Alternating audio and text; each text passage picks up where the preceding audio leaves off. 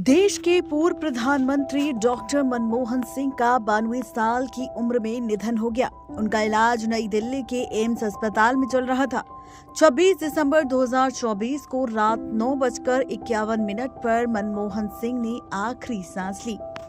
Doctor Manmohan Singh 2004 से 2014 तक भारत के प्रधानमंत्री रहे। वो अपनी जिंदगी कार्य के प्रति निष्ठा और सौम्यता के लिए जाने जाते हैं। प्रधानमंत्री पद छोड़ने के बाद उन्होंने सक्रिय राजनीति से दूरी बना ली थी और अपना जीवन परिवार के साथ बिताने लगे थे। उनके परिवार में उनकी पत्नी श्रीमती गुरुशरण कौर और 3 बेटियां हैं।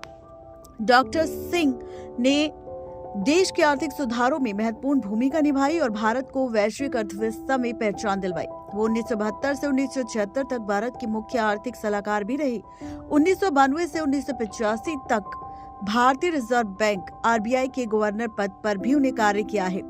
डॉक्टर मनमोहन सिंह ने अपने पूरे जीवन में सादगीपूर्ण जीवन शैली अपनाई। उनके पास 15.77 करोड़ रुपए की कुल संपत्ति थी।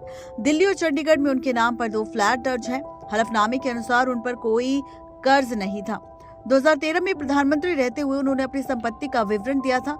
उनके पास 7.27 करोड़ रुपए मूल्य की अस्थायी संपत्ति थी और उनके बैंक खातों में 3.46 करोड़ रुपए जमा थे। इसके अलावा उन्होंने 150.80 ग्राम सोने के गहनों का स्वामित्व भी बताया, जिसकी वर्तमान कीमत लगभग 11 लाख रुपए है।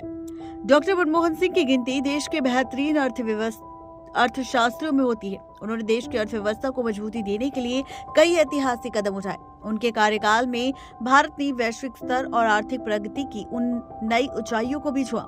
उनके निधन से देश ने एक सच्चा देशभक्त और महान अर्थशास्त्री को खो दिया है। उनका योगदान आने वाली पीढ़ियों का स्रोत होगा। बता दें कि अपने पीछे करोड़ों की संपत्ति छोड़ गए मनमोहन सिंह को लेकर एक बार फिर से सोशल मीडिया पर खबर सामने आ चुकी है। बता दें कि खबर ये है कि उनके जाने के बाद जो उनकी कुल संपत्ति है उस संपत्ति को 3 हिस्सों में बांटा जाएगा। उनकी संपत्ति का बंटवारा होगा तो 3 हिस्सों में, क्योंकि मनमोहन सिंह की 3 बेटियां हैं और 3 हिस्सों में ही उनकी संपत्ति बट जाएगी। नेक्स्ट टाइम लाइव की रिपोर्ट।